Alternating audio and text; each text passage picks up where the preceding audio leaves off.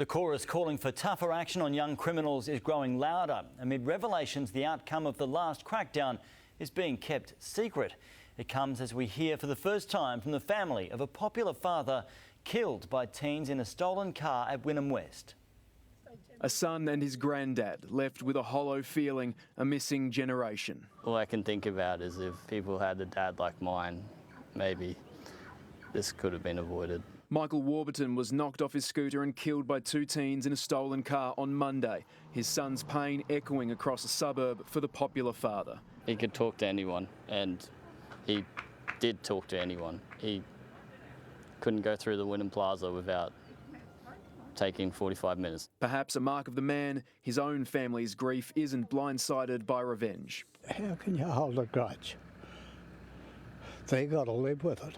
Not everyone is so forgiving. It's just a failure for everybody involved, victims and offenders, and it's just disregarding victims of crime. Ben and Michelle lost their 15-year-old son Angus Beaumont to teenage criminals, stabbed to death in a Redcliffe park. They're demanding action. Hit it from this end with tough laws, hit it from this end with early intervention. Laws, laws, laws. Change the damn laws.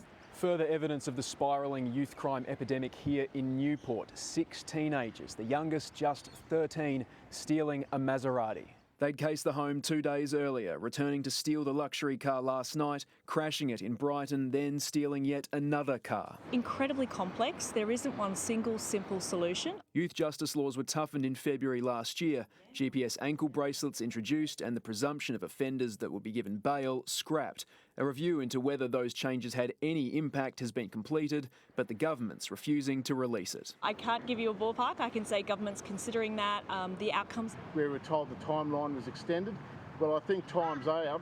We need to show whether the reforms are effective. This is the human cost of Labor's weak juvenile justice laws. A human cost that keeps growing.